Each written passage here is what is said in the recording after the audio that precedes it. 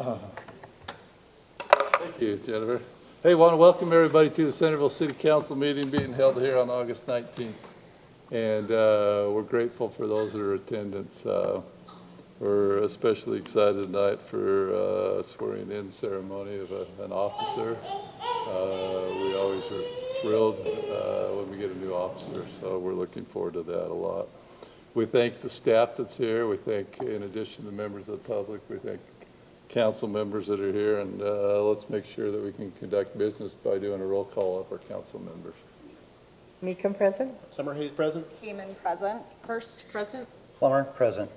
Thank you. All 5 council members are present. Thank you, council members, for giving of your time and your service and putting forth that step within our community. Our first thing will be a legislative prayer of thought by Councilman Brian Plummer. Thank you, Mayor. In light of yesterday's tragedy in Tremonton, I would like to take a moment to honor the men and women who serve and protect our communities as law enforcement officers. They put themselves in harm's way every day, and we owe them and their families a profound debt of gratitude for their sacrifice. Yesterday, Sergeant Lee Sorensen and Officer Eric Estrada of Tremonton and Garland Police Department gave their lives in the line of duty. They rushed toward danger without hesitation to protect others. And in doing so, they died as heroes.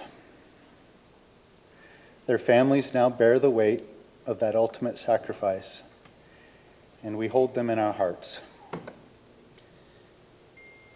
I would ask that you all join and stand with me together and for a minute of silence to honor Sergeant Sorensen and Officer Estrada and all those who have fallen in the line of duty.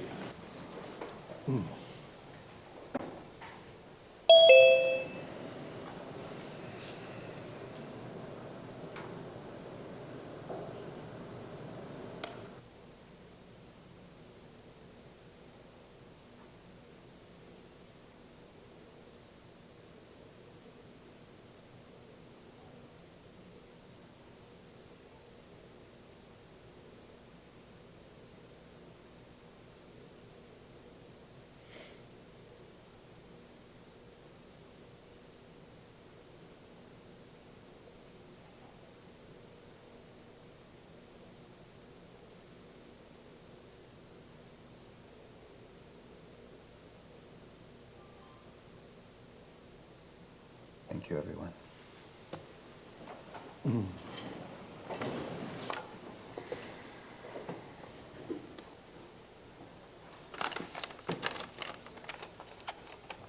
Thank you, Councilman Plummer. We appreciate that thought tonight. If you'd all rise with me and repeat the Pledge of Allegiance. I pledge allegiance to the flag of the United States of America and to the republic for which it stands, one nation under God, indivisible, with liberty and justice for all.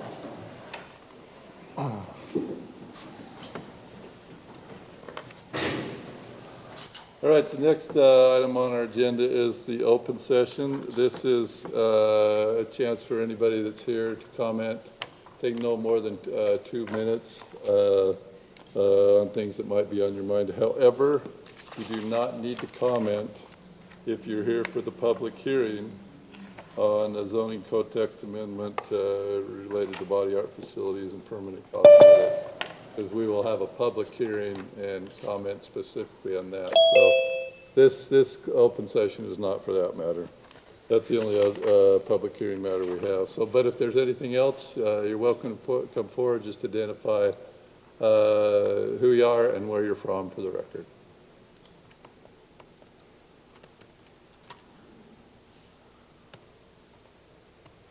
Anybody online?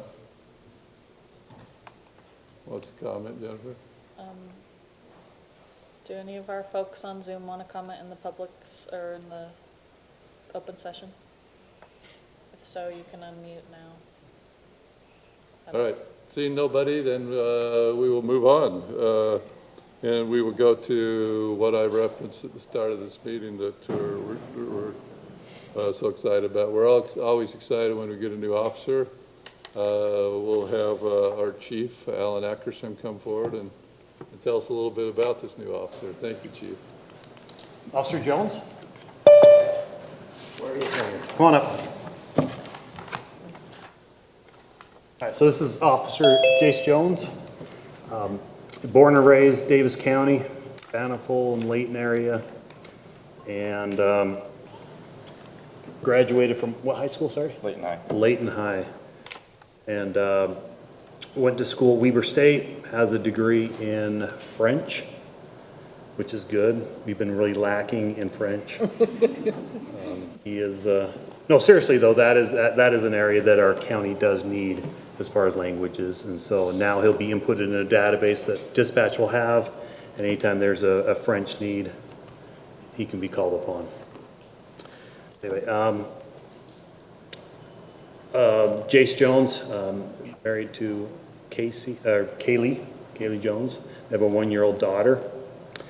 And Officer Jones here is actually replacing Chief Paul Child in that position within. So when Chief Child retired in July, it opened up a position. And it took a little while to find the right person. We went through one entire hiring process and none of it panned out, right? So we opened it back up, and we want to make sure we found the right person, the right fit. And in fact, for Officer Jones, we had to wait quite a while for him to get him in the academy. And so, from the time the position became available until the time it's going to be filled, and Officer Jones is going to be on his own, will probably be about 16 months. Anyway, so Officer Jones did really well in the police academy, and we attended his graduation there 2 weeks ago. And he started on Sunday, which means it was Sunday, right? Yeah, Just like 3 days ago? the Sunday before. Oh, Sunday, but okay, so a week and 3 days. So anyway, a few days before, we actually did an oath of office, right, where he got sworn in, because that's required to be done before he does any law enforcement duties. And so tonight, we'll be doing something a little different. We'll be doing the oath, an oath of honor, and a badge pin. And he's elected your wife to come pin your badge on? Yes. Okay. So Kaylee, if you want to come up. And I hope you have the badge, right? Because I don't. Okay, you want to grab a picture? Yeah, if you want to come over here and.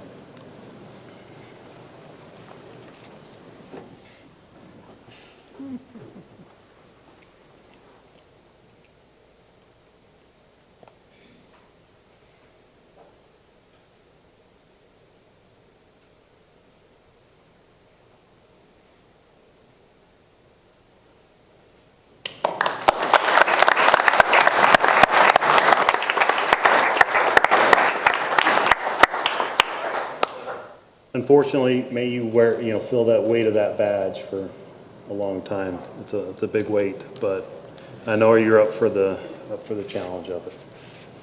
Okay, so our oath of honor.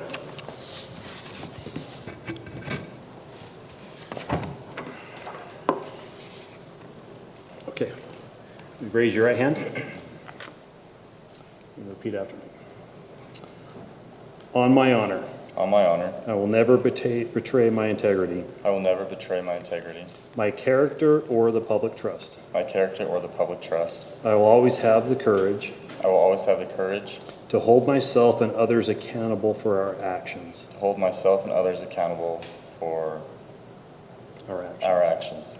I will always maintain the highest ethical standards I will always maintain the highest ethical standards and uphold the values of my community and the agency I serve. and uphold the values of my community and the agency that I serve. Congratulations.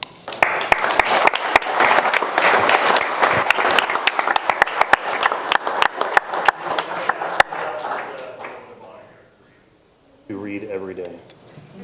Congratulations and welcome aboard. Appreciate it. Do you guys have any questions?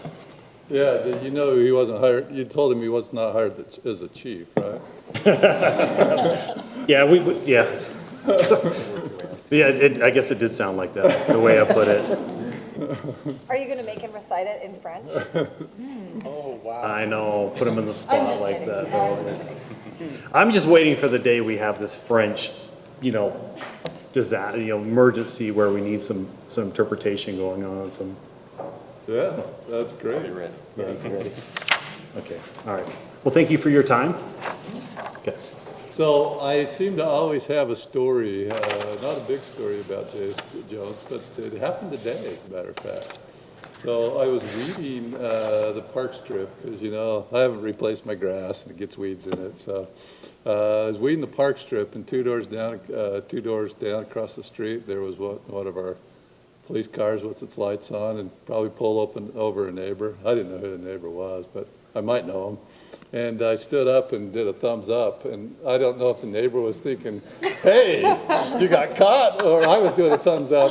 It was Officer Jones of, hey, way to do your job.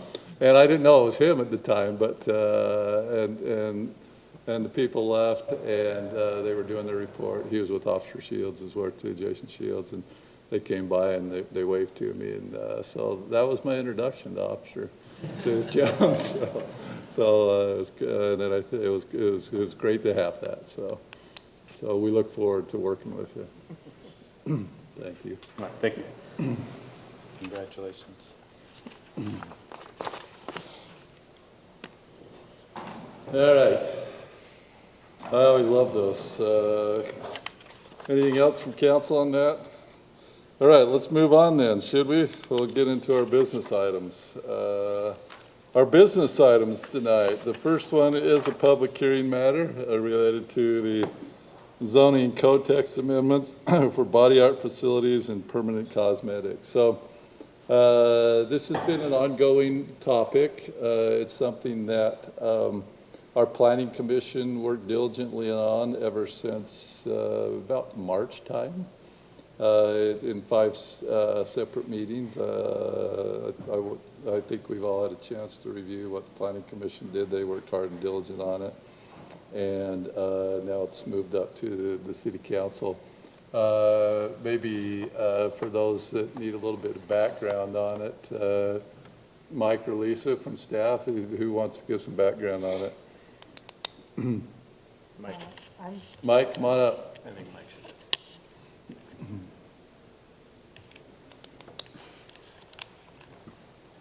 Let's see if I have it memorized. How many times we talked about it.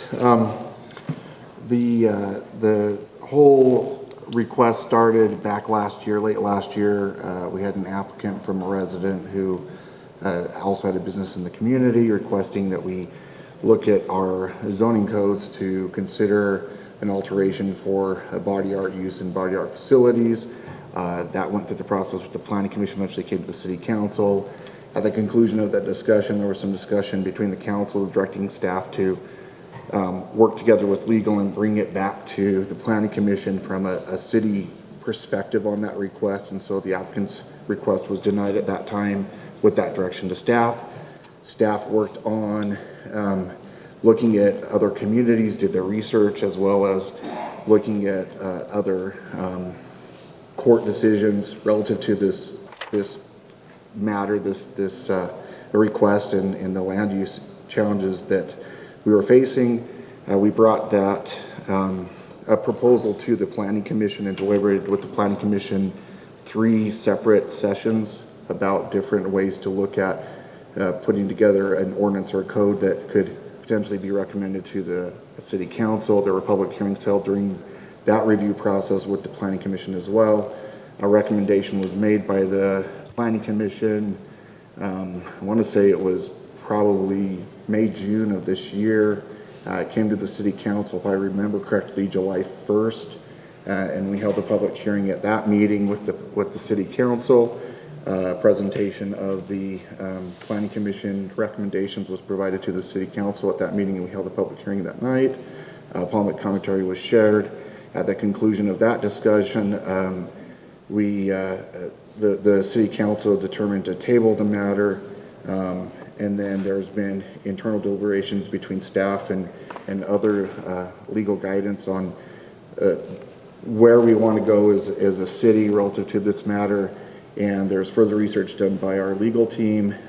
And following all that research over the last few months since that July 1st meeting, we've discussed recommendation, and that recommendation has been put together by our city attorney, Lisa Romney, and included in the packet based upon other outside legal counsel that has assisted us with the process. And so there is a now updated recommendation with supported findings in the packet as a recommendation or guidance on what the council may or may not discuss and entertain. And I guess the sentiment is that we evaluate the direction from legal guidance relative to this and see where we go forward with that. So I guess that's the long and short on the whole narrative, Mayor. I know that that's last minute, but I hope I covered it enough. I guess if there's any other questions, or Lisa, you feel like you want to add something more to what I said, you feel free to do so. But I think that covers what I would give as a summary. I think the only thing I would add is that there are some changes in the ordinance from the ordinance that came up from the Planning Commission. Yeah. And so the changes to this ordinance is to, in addition to allowing a body art facility in all the industrial zones, to also allow it in the commercial high and the commercial very high. And also the Planning Commission recommended body art facility in their zones to be a conditional use. This proposal shows it as a permitted use in those zones. So a body art facility would be allowed in the commercial high, commercial very high, commercial medium, commercial high, commercial very high as a permitted use, but excluding those properties that are located within the South Main Street corridor overlay zone, which does encompass the commercial medium. So also not permitted in the commercial medium or anywhere in the South Main Street overlay, which much of the overlay is residential or civic use, but does encompass the commercial medium as well as the Dick's Marketplace. So with those, and as mentioned, there's a proposed findings that are also in your packet for that ordinance. Questions for any staff, Mike or Lisa, or anybody, other questions of staff and council?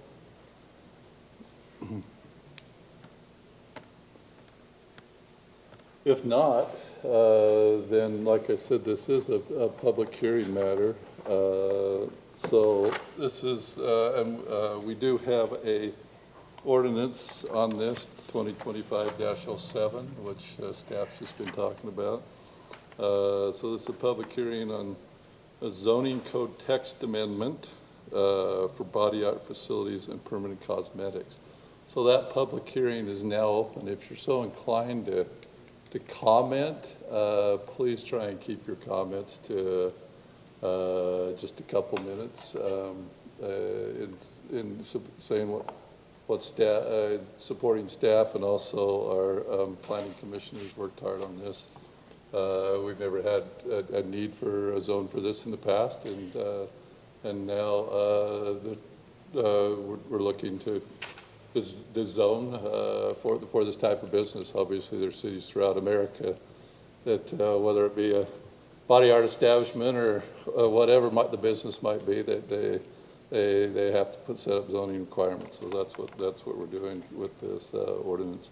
So that public hearing is now open. Just state your name and where you're from if you're inclined to comment.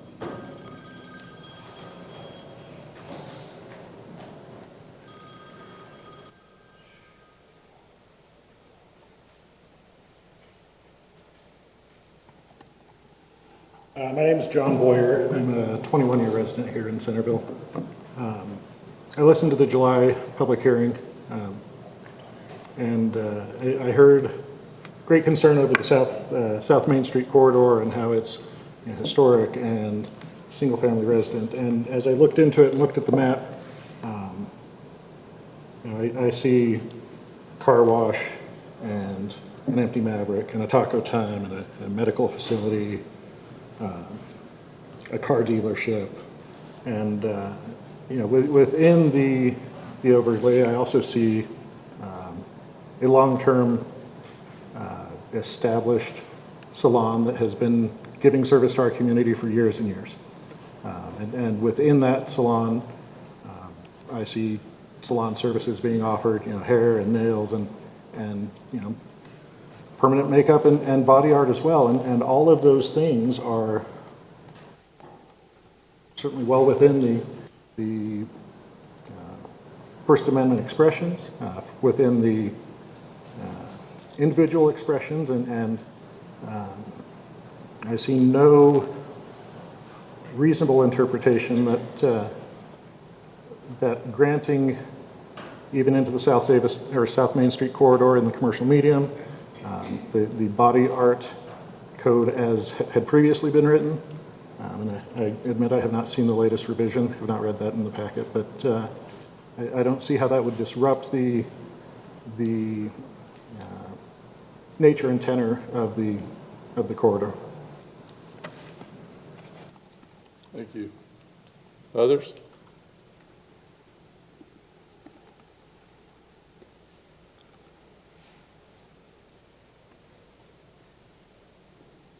Anybody online want to comment? Anybody online wants to comment, you can go ahead and unmute. Don't see any mics going on. Okay, seeing that no other comments from either those that are here or those that are online, I will close the public hearing, and we will go back to discussion amongst council and staff. Any council, any discussion that you want to bring up on this matter?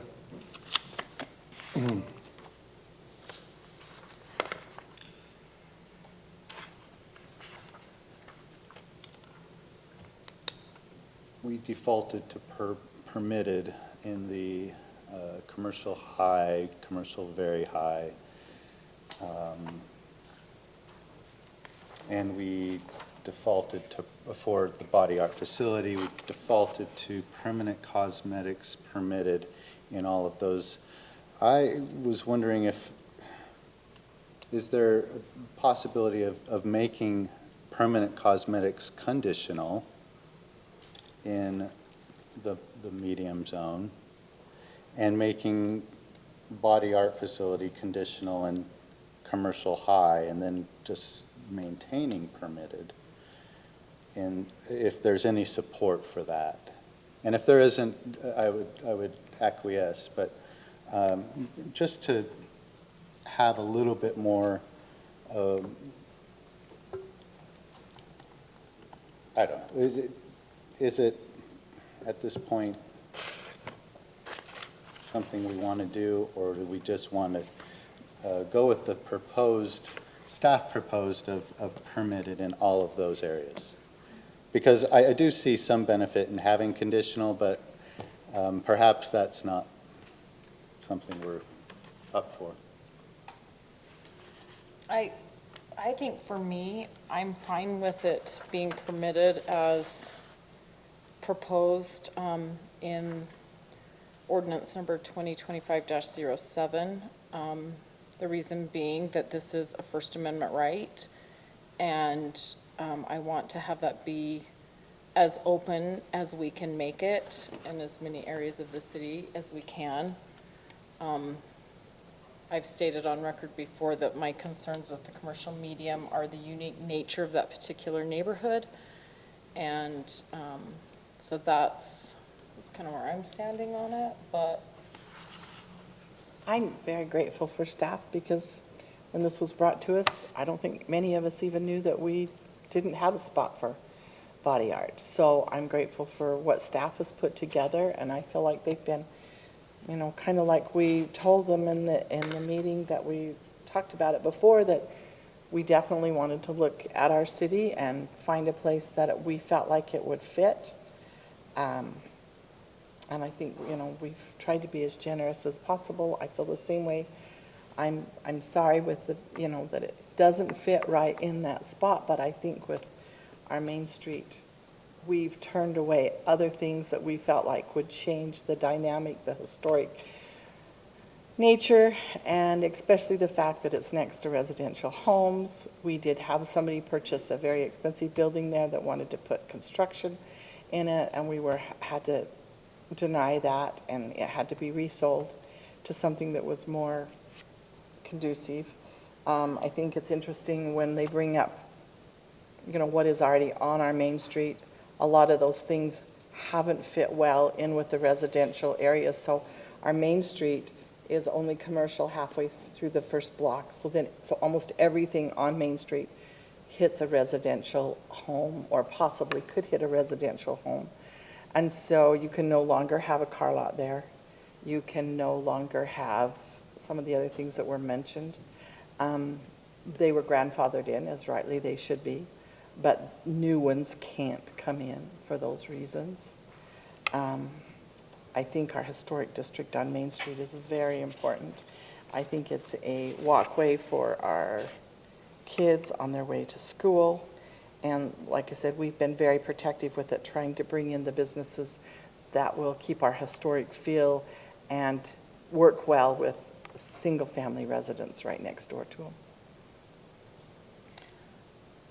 I think it's important that you just noted some of the things that are mentioned in the findings. And I think that it's important to point out that this is falling under the South Main Street Corridor Plan. So findings 38 and 40 both reference to the general plan and to the South Main Street, let's see if I'm saying this right, South Main Street Corridor Plan and the overlay zones.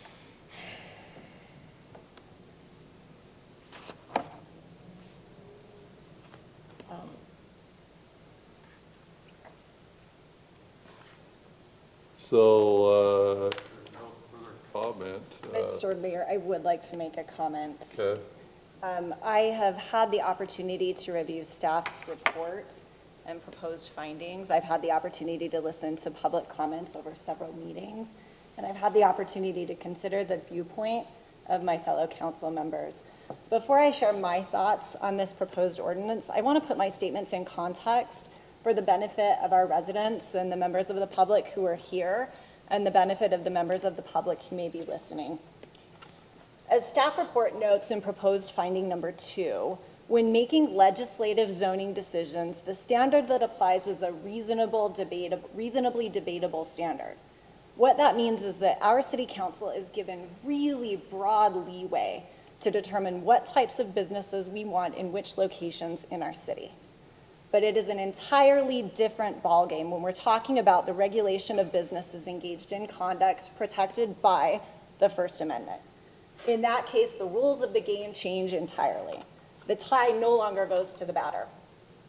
When the government regulates protected free speech conduct, as noted in staff report, the regulation or restriction must be 3 things. 1, justified without reference to the content of the regulated speech. 2, it must be narrowly tailored to serve a legitimate government interest. And 3, it must leave open ample alternative channels for communication of information. It is not enough to satisfy one of these 3 elements. We must satisfy all 3. If a city does not tick all 3 of those boxes, the city infringes on protected free speech rights.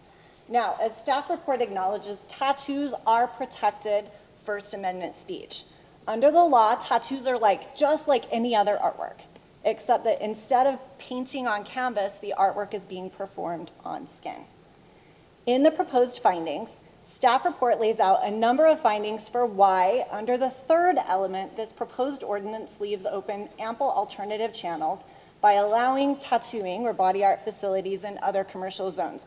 I don't take any issue with those findings. I think that that's true, but that's not where my concern lies. It's the other 2 elements of that test that give me concern, and I want to address each one of those in turn. First, The restriction must be justified without reference to the content of the regulated speech.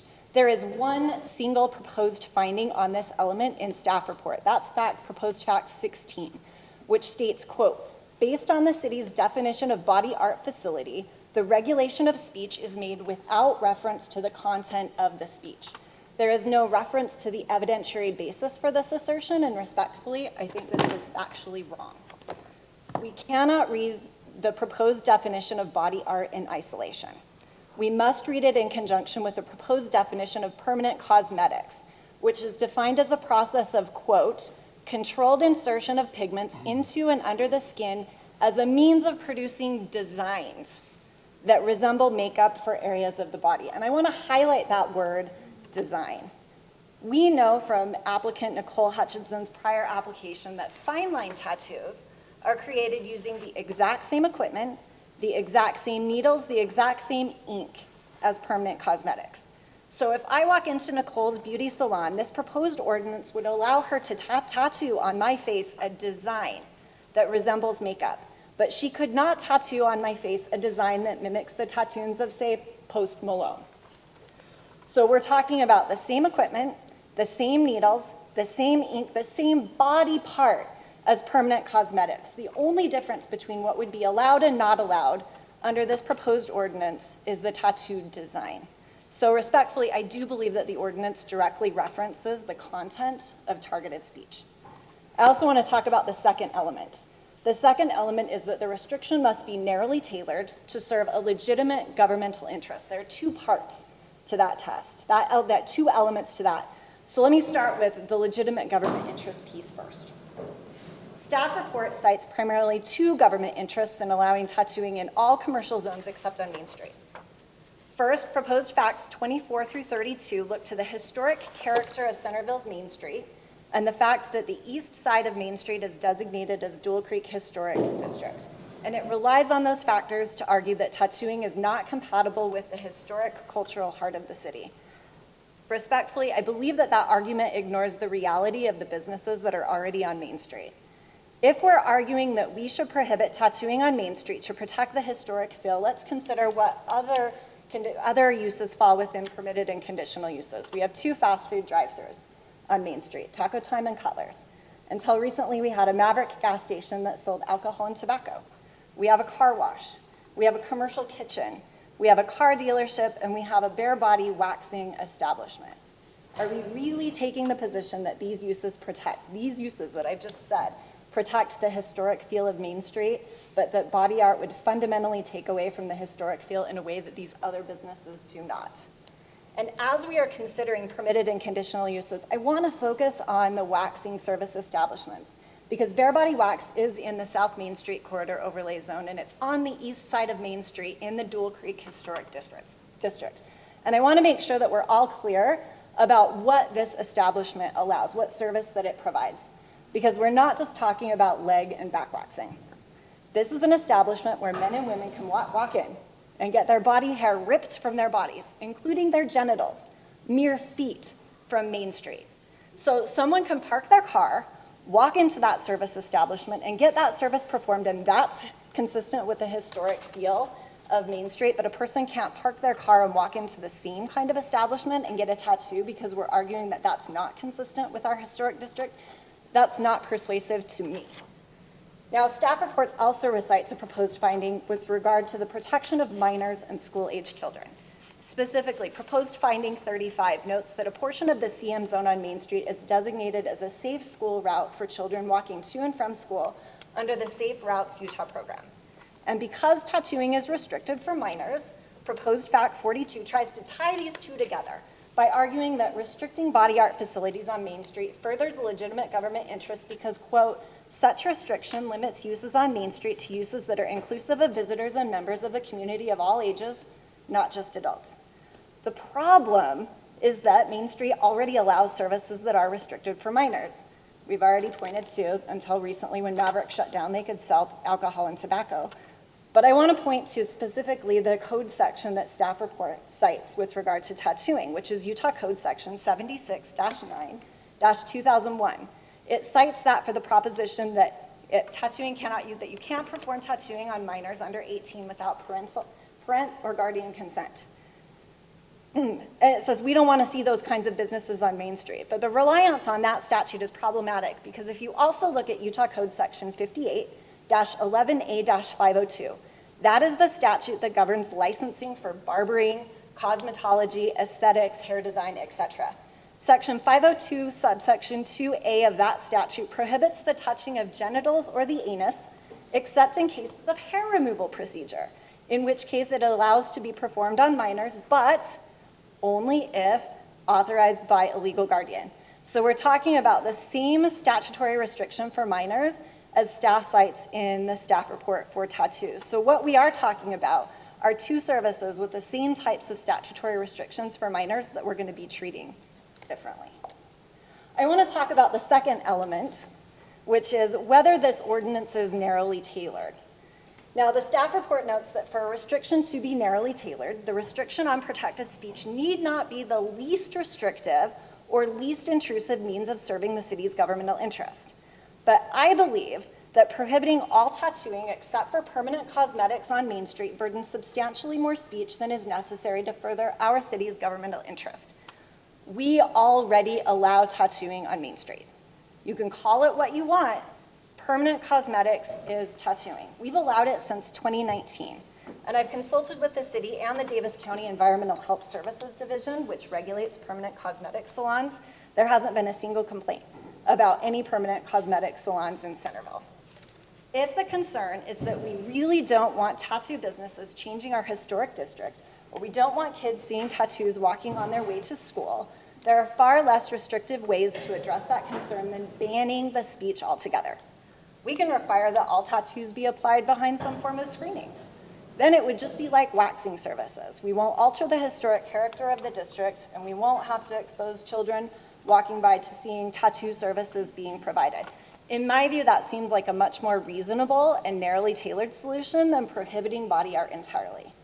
Now, I am going to be voting against this proposed ordinance because I don't believe that it substantively satisfied all of the elements required for a government entity to constitutionally restrict tattooing on Main Street, but I'm going to be voting against it for another practical reason, and that reason is financial.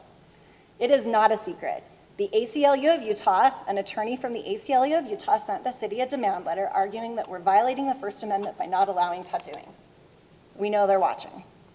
Now, I looked up the ACLU of Utah's website, and according to that website, their mission is to enhance and defend the civil rights and freedoms of everyone living in Utah.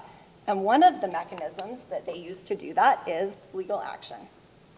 I take my responsibility as a steward of our residents' tax dollars very seriously, and I cannot in good conscience put significant tax dollars at risk by passing an ordinance that I think there is a good possibility would be challenged in court. Not when the alternative is just to allow a service that I don't believe would cause any harm. I don't think people are going to be flocking to Centerville's Main Street to open body art facilities. And if somebody does want to open a body art facility on Main Street, I would welcome their business. People who get tattoos are no different than the people who go to the beauty salon to get their hair done, or who walk into an accountant's office to get their taxes done, or who walk into their esthetician's office to get a personal wax. We shouldn't be afraid of people who get tattoos or those people who provide them, and we shouldn't be discriminating against people who want to exercise their First Amendment rights. So, for all of these reasons, I am going to be voting against this proposed ordinance, and I would encourage my fellow city council members to do the same.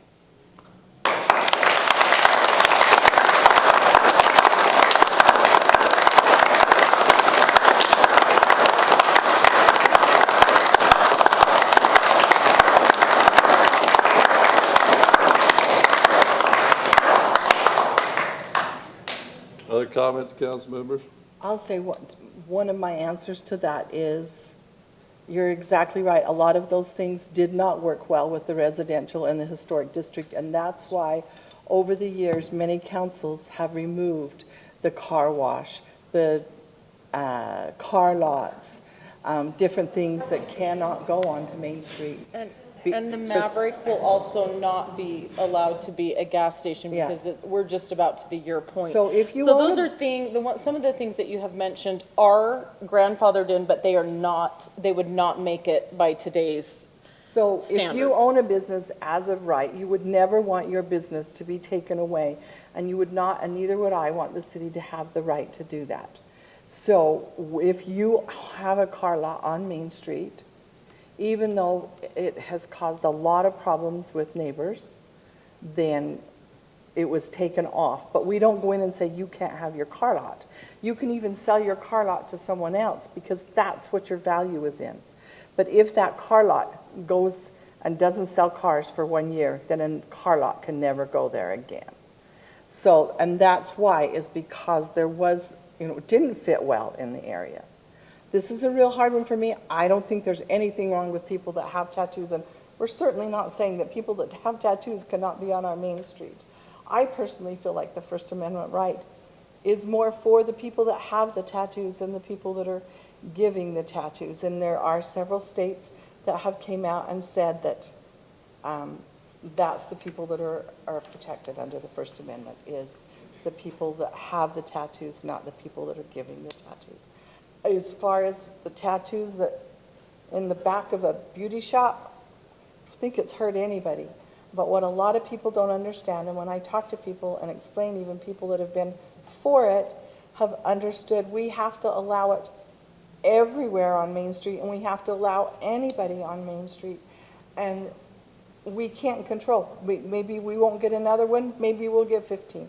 We don't know, but that doesn't really fit next to, I'm sure that even some of you that are here for it would probably not want it right next door to your residential home. And so for those reasons, I feel like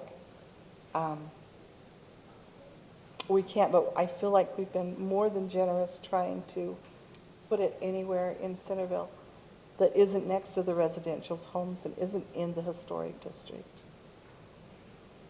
And it's unfortunate for us that the one person that wants to do it, that's where she wants to do it, because, like I said, I don't think any of us have a problem with the tattoos or getting the tattoos or giving the tattoos. That's why we've been so generous with where we've given it. It is, we've worked very, very hard. Our Main Street, you can find, I was going to say hundreds, but probably not hundreds, but of meetings that have just been on our Main Street, meetings with the council and the planning commissions, trying to get our Main Street to keep the small town feel, to keep the historic district feel, and to work well with the residential homes right next to it. And so we have residential homes even intermingled in between the businesses. So I just feel like we can't throw that to the wind. We've turned other people down for those same reasons. And so I just feel strongly that I don't agree. So it is a fact, right, that when that Maverick's been vacated for a year, that you can't have that type of facility. This is no longer permitted. Yeah. Same thing with car lots as well, too. And I believe that what happened to Mr. Essig that bought that old car lot, because I went by one time and he says, I'm not going to use this car lot because I can't, but I'm going to use the building for an office. So, And as far as I remember correctly, when we talk about the restaurants only on the west side, or are they not allowed anymore either, and these are grandfathered in? I can't answer that one. Yeah, I'm just looking at the list of conditional uses. It does say convenience store. On Main We Street. can double check that. I don't know that. Okay, thank you.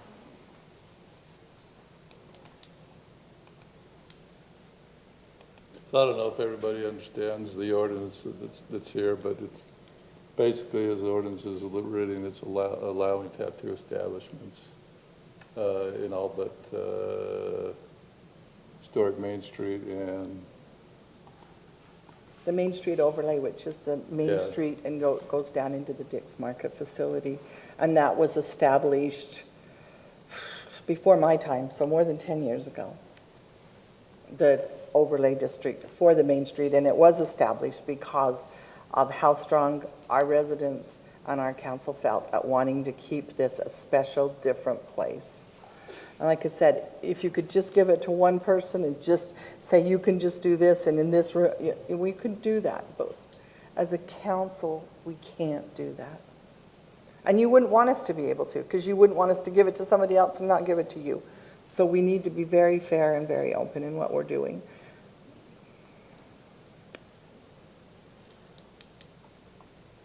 Yeah, the car wash is not permitted anymore in the commercial medium. And, sorry, our table of uses is very long, so you have to scroll all the way down. But it does appear that the convenience store would be a conditional use. The convenience store, but I don't Right, think but you the can sell part- gas. Yeah, the gas with fuel sales, that's the part that's not permitted. Right. Gas, you're right. Gasoline service station also is not permitted. And then what was the other, the Car car lot. Time, well, in the restaurants, restaurant fast food? 1, 2, 3, 4, 5, 6. Restaurant fast food not permitted. Restaurant in general not permitted. yeah, I mean, And vehicle rental, sale, new or used, 1, 2, 3, 4, 5, 6, is not permitted. So really, we Vehicle are rented. agreeing, what's there is not what's best, and that's why we're slowly trying to get it integrated, and if it's not, like I said, you wouldn't want us to take people's rights away and say, oh, your business can't be there anymore. But as these older businesses go away, we'll try to bring in things like the construction place that they bought the old firehouse, and we had to say no to them, and we ended up with a small gym and an accounting office, which fits perfect with the residential area around it and the people around it. It serves them. So that kind of answers the one person that did address some of those businesses you said are under conditional use permits, and when they're not done anymore, then when they close their doors, then that goes away. So, okay, council, other thoughts? I would just like to say that all of us support the First Amendment, whether you,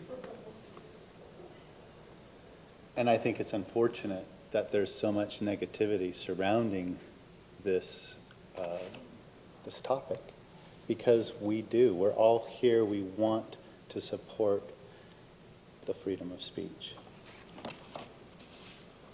That's fundamental to being an American, right? People have the right to that, but we need to be good citizens within the community and understand that neighborhoods, people that live in homes that have lived there for years, that have a history and of their neighborhood, we need to be understanding to that. And we need to say,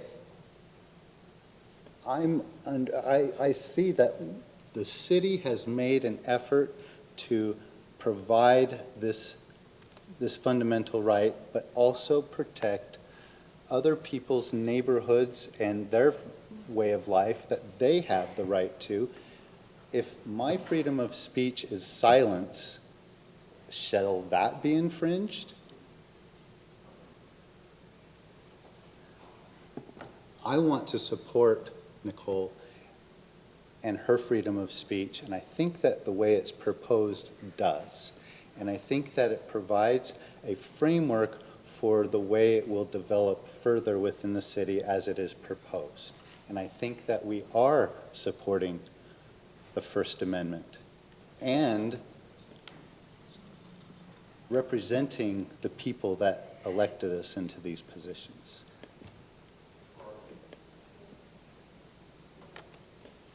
Okay, thank you. Any other comments? It's not public hearing right now, so I don't want those outcries to continue to go. Thank you. Okay, then where we're at, you got a couple, you can, propose to accept the ordinance, deny the ordinance, table it, amend it. Any council member up to make any motion? I'm happy to make the motion. I hereby make a motion for city council approval of zoning code text amendments, amending Centerville zoning code 12.12.040 regarding definitions, amending Centerville zoning code 12.36.040 regarding table of uses for commercial uses, adding a new section to the Centerville zoning code as 12.55.260 regarding body art facilities and permanent cosmetics, and other associated amendments as located in the Centerville zoning code 12.62.040 and 12.62.060. Based on the following reasons for action, the findings are listed. Have you got that up, Jennifer? Yeah. The document?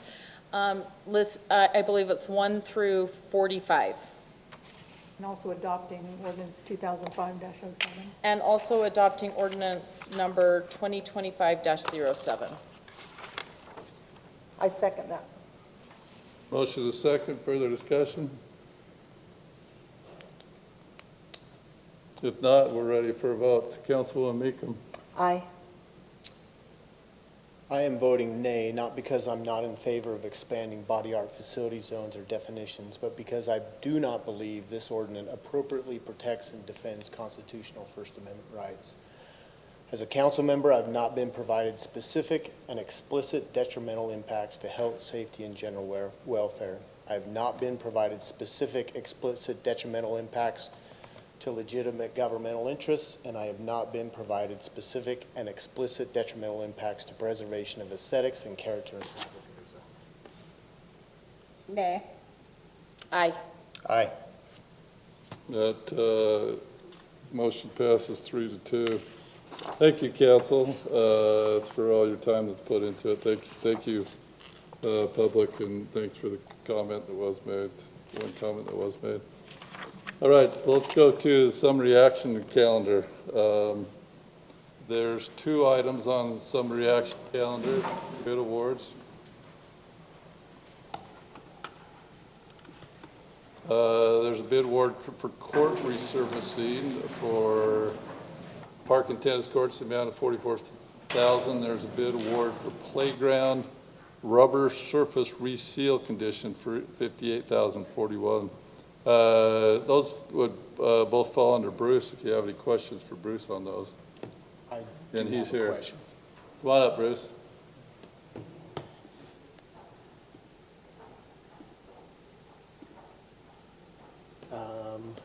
Just briefly, this is not a surprise, I'm going to ask this question. Did we budget for these in this year's budget? Did I miss that in the staff report or not? Yes, so your question is, are these budgeted items? They are budgeted, so this is just getting approval to use that budget authority. Great. I just didn't see it in the staff report, so thank you. And it's on me for not Well, I might not put all in the there. budget items that we approved during our full budget items, so. Yeah, and Could these, be repeated. as a matter of fact, both of these fall under the budgeted amount. Awesome. Okay. I'll make a motion if there's no further questions, Mayor. Sure. Yeah, if there's no other questions for Bruce while he's up there, go for it, Councilman Summerhouse. And with the lessons learned, I think we talked about this when our pickleball courts have opened. The lessons learned from both Bountiful City and Woods Cross is that there's such enthusiasm for using our courts that during the wintertime when the snow falls, the public likes to bring out their snow shovels, and some of them have the metal blades on them, and they actually ruin the courts. Yeah. And so what they've done is they've actually they've cordoned off the courts when there's snow on the ground. So just a note, maybe a mental note or something that you can instruct your staff. Right, and that's I could have thought of that myself, but thinking of someone jumping off the top level over the fence on their snowboard, that I would have not have guessed, but that's actually part of the. I think I mentioned that both. Island View is not ready for resurfacing, but because of damage that's happened, we are doing some patchwork up there. Okay, I make a motion that we approve the bid award for the playground rubber resurface and reseal condition to Big T Recreation in the amount of $58,041, and approve the bid award for the court resurfacing project to Park and Tennis Courts in the amount of $44,000. Second. Motion is second. All in favor, let's do a roll call. Councilman Summerhouse. Aye. Aye. Aye. Aye. Aye. That motion passed unanimously. Thank you. All right, thanks, Bruce. Minutes. We got the August 5th work session, the August 5th closed session, August 5th city council, and August 5th closed session. In what you saw of those minutes, is there any changes, or are you okay with those minutes? I move that we approve the minutes. Second? Second. All in favor, aye? Aye. Opposed? All right, those are approved. Financial report, this is a July report. Nate reported to us last time, so this is not a quarter ending, so, but they're there for your use to look at, and if you do have any questions for him, we can certainly call him up. It sounds like looks like he's there in the back, so.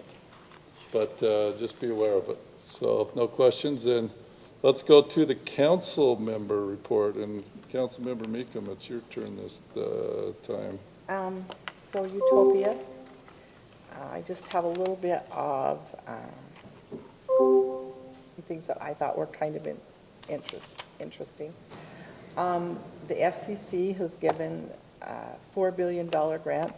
Utopia got $1.7 million to cover the 100% charge to take out all the Chinese switches or replace them.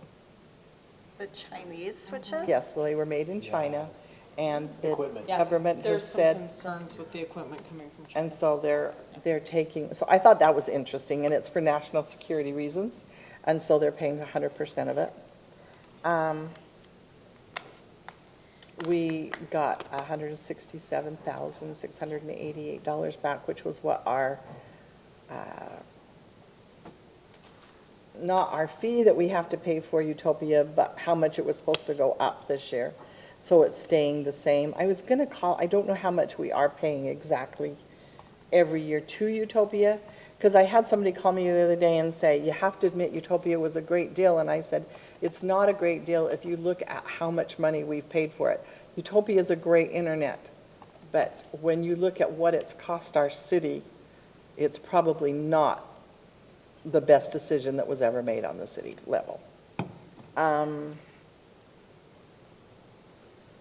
So we're hoping next year that actually we'll be able to pay a little more than what our payments are going up, and so they'll be lowered. I have to tell you that from being on the council from the very beginning, they were still here asking us for more money. So Utopia has done better than I'd ever hoped it would from the time I got on until now. So it is headed in the right direction.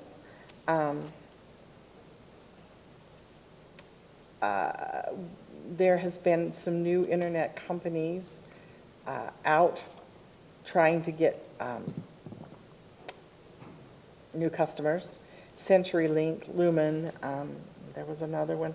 But we have lost some customers to them, but we're seeing within a few months after, I mean, somebody comes to your door and they sell you the whole world, and then when you find out you didn't get the whole world, they're coming back. So they feel like that. We actually have now got people going door to door out in West Valley, and they're not getting a lot of complaints. They've been very stern about, we do not want them to be pushy. We do not want them to give any false information or false hopes. And it has gone very well with getting the new customers.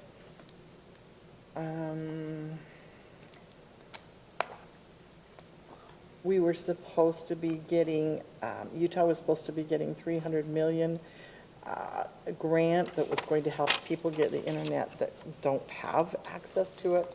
But that's been cut, I think, from the federal government is right now. Any other questions? Was kind of the interesting facts. Thank you for your report. Any questions for Councilmember Meekum? Anybody else have anything critical that they want to report on that we need to know about?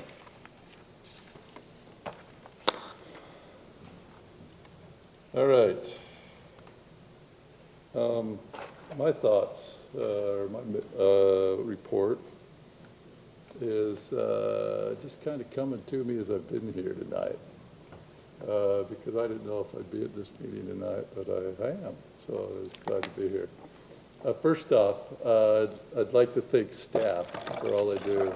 You heard my interaction with two of our officers today. That was kind of fun. I mean, it's kind of fun to go out in your yard and know the officers are there in the city, and you know, it's kind of nice to not be afraid of officers anymore. Since I've become mayor, you know, they're good people. They're real people. I'm not, you know, I'm not afraid of them anymore. So thank you, officers. I'd like to thank Bruce for all that he's done with our courts. I drive by those pickleball courts, and they're used heavily in the morning. Rarely in the middle of the day, but that'll change come September. 100 degrees kind of scares people away. Yeah. And a bit at night. There is the sun at night, but and we just got our 2 tennis courts at Smooth resurfaced. I started playing tennis again about 5 weeks ago because my 25-year-old son wanted me to play in a tournament with him. And I thought I'd better get into gear since he was a doubles tournament. He was the youngest and I was the oldest competitor. So I picked up tennis again and excited to play on the new court. So thank you. Obviously, I thank Public Works for the road construction they've done, community development.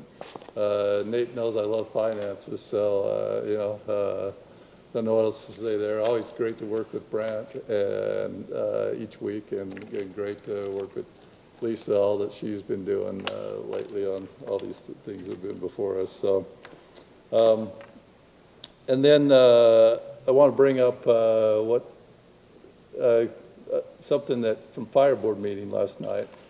I was questioned about an expense. Their general liability policy is over $240,000 a year. It went up 40% from the prior year, and Chief attributed it to California fires and things like that. I mean, they hadn't ever had an increase like that. They normally say it's about a 10%, but that's what they pay just for their general liability policy. So The rec district was about a 20-some-odd% increase last year. was it? Wow. For the same, probably not same reasons, but, No, different reasons. okay. But overall, insurance is just getting more of like commercial liability. You'll see it in your personal insurance. Yeah, for as well. sure. I think it's just, we just need to encourage them to do less sports ads and save our money. Yeah. Don't advertise during college football and NFL season. But it's expensive to have a fire department. I mean, that's just on top of what those engines cost. I mean, but sure grateful we have them. Then my last comment is, I didn't bring this up last meeting, but as I was coming up Main Street in Bountiful, there's 2 huge flags that fly there. You know, at a car dealership, actually a couple of different car dealerships, and they're just massive, and they are blowing in the wind that day. And, you know, just the way that flag curls, a sitting flag's nice, but nothing like a flag blowing in the wind. And I was coming to council meeting that night, and I'd bring it up that meeting. I mean, so grateful that, you know, that we have this established country. I've been watching a 12-part series on the history of America recently, and you know, that came up. You know, that flag's still flying. Francis Scott Key, you know, and when he wrote that national anthem, and just proud to be part of a country that allows what we're doing tonight and what we just did. And so those are my thoughts. Any questions for me? Thanks. City manager report. Mayor, it's like we spoke before the meeting because you just hit on all the points that I was going to hit on. Yeah, the one thing I did want I to talk should have about, stayed away tonight. the You could appreciation have gave my report. for the employees is, just over the last few months, I've just felt this great appreciation for who is working for Centerville.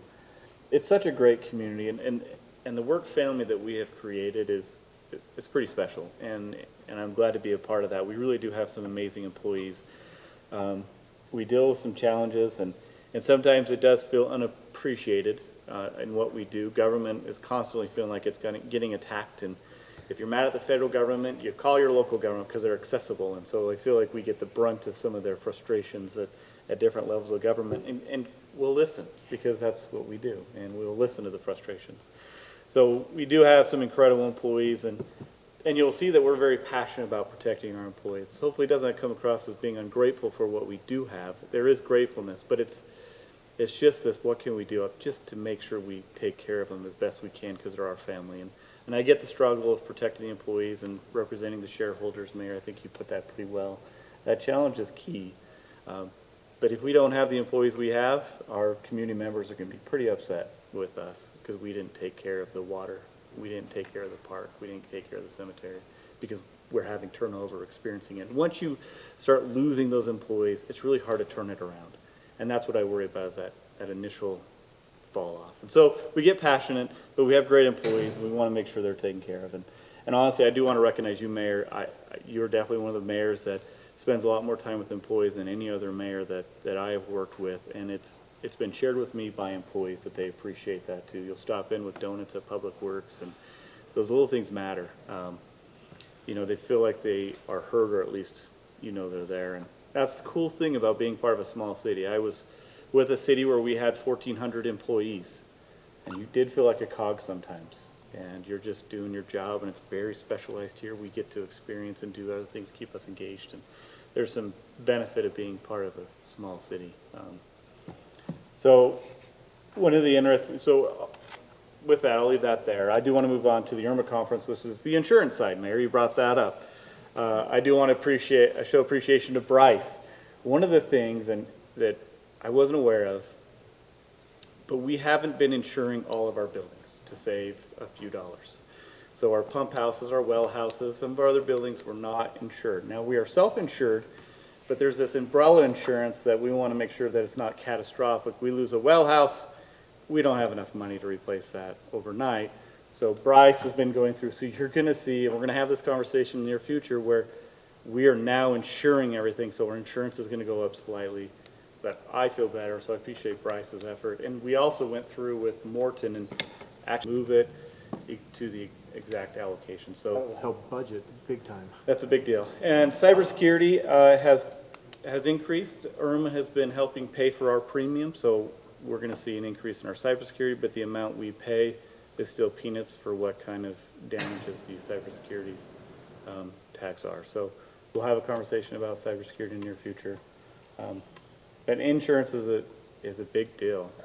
Being self-insured city and a small city, we got to be very careful. And with claims, when we have an $800 claim, that's $800. We don't have an insurance to run it through that we just pay a couple of dollars to. We are self-insured, and so we got to be very mindful and start with employees. IRMA conference was great. We talked about the insurances. We talked about liabilities when we have contractors coming in doing work. Are we getting the right insurance? Are we getting the right endorsements? Are we getting the right? So we're going to look at how we're doing our insurance to making sure we're getting the right insurance, because if not, we're on the hook if there is an issue. Are we relying on IRMA or Morton to help us craft the right language? Oh, they'll do it all. So that's what's great Yeah. about IRMA and Morton. They'll do whatever we need help with. They're there to help us out. So, so we're going to figure out how we approach that. League, October 1st and 2nd. Is that right? I think so. Yes. So annual convention, please, if you can make it. It's here in Salt Lake. Even if you can pop in for a couple sessions, it really is a cool experience to see. You know, one of the fun things is you see how uniquely ununique our problems are. Everybody's dealing with the same problem, but just a little different, right? And so when you hear the stories, you're like, oh my gosh, that's what we're dealing with. What have you done? And you get to, at the elected side, have conversations with the elected. I'm sorry, what You're are the correct. which? You're First correct. and second? You're correct. October 1st and 2nd. October October? 1st and 2nd. Yeah. At the convention center, typically. Again, we're happy to pay the registrar, even if you can pop in for the lunch, or some of those sessions, just let Jennifer know and she can get you agenda. Jennifer will get you all That's agenda. at Salt Lake. Jenna, will Can you will give that do me to a us? favor and resend that? I may have missed it. If you resend it, then I can plan I accordingly. love the St. George one, but this one's nice because I just Yeah. popped down 3 or 4 blocks from my office. No, I can squeeze in something. I Catch, just need, catch sessions that are relevant. Yeah, if you could, yeah, I'd like to go too. I don't know that I'll be able to go the whole time, but if you can send the agenda items, I can. And we can pick just certain days too, so we can save Yeah. cost and registration if it's Tuesday only or whatever it is. That's, It's yeah, a- that would be It's a helpful. weird date. It's a Wednesday, Thursday. Wednesday, Thursday usually. Yeah, right in the, okay. Yeah.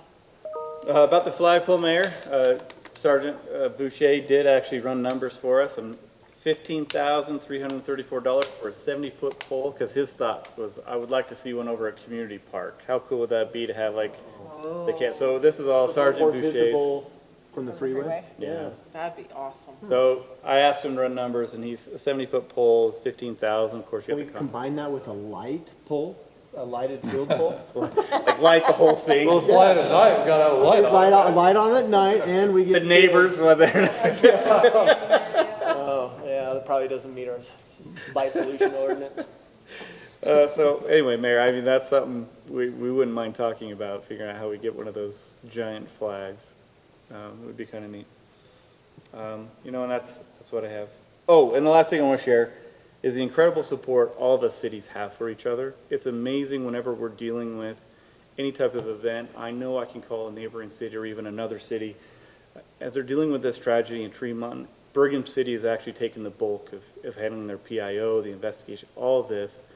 And it's just incredible to see how much Ogden's sending their fire up there to support, because they've got fire, you know, staffing issues.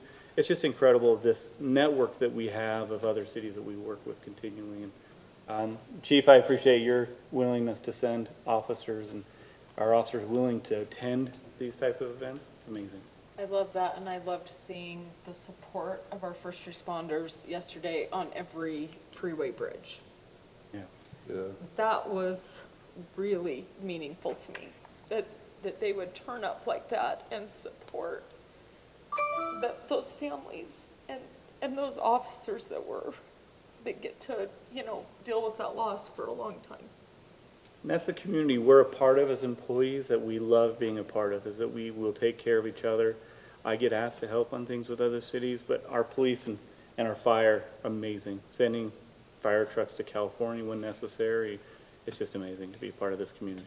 So, It was fun to see. We had, I believe I saw, I think it was one of the detective cars on the bridge over Legacy yesterday, and a couple of police cars, a couple of fire trucks. And then I also had to cross over on Glover's Lane, but that was completely shut down, and they were flying a flag with a crane, and it was pretty incredible what happened yesterday. it's sombering, for sure.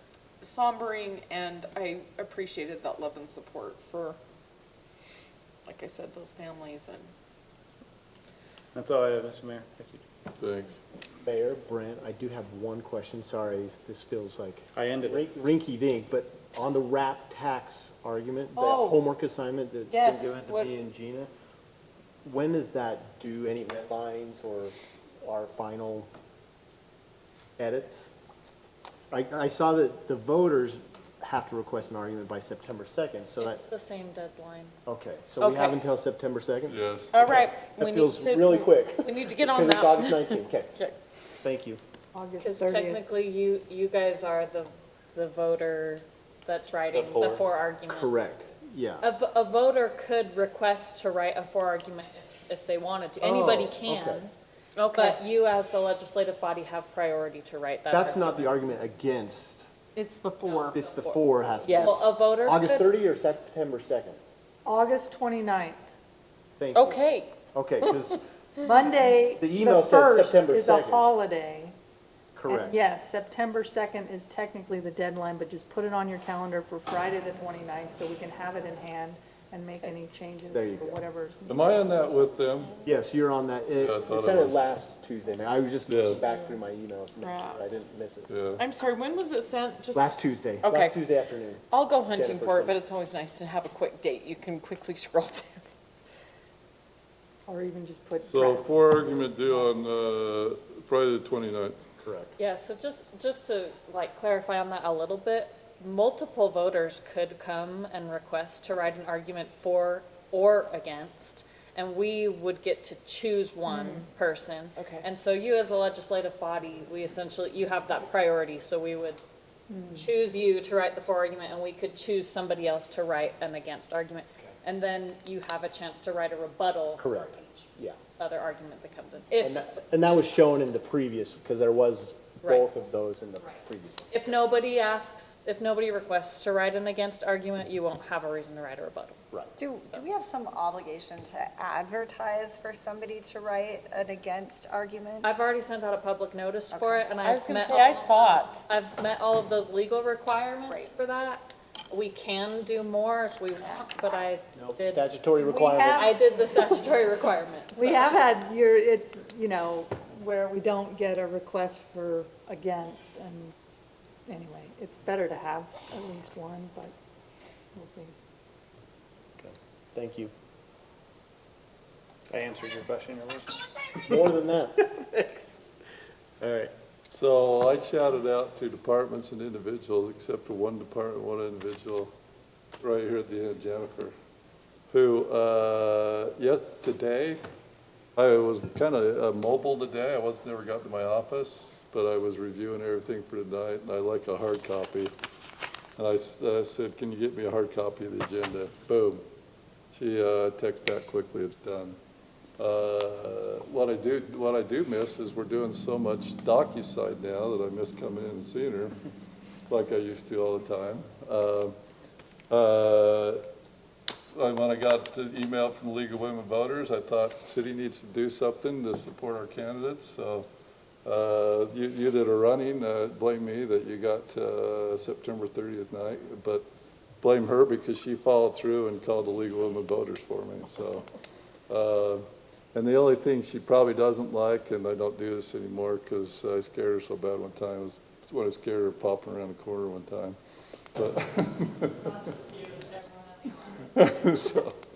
But I am grateful for Jennifer as well too, and all she does. So I've gone around and realized that she's hiding behind her computer screen there. So thank you as well too. Anybody have anything else? We have no closed session tonight in this meeting, right? Nothing? Okay, look for a motion to adjourn. So moved. Second. All in favor?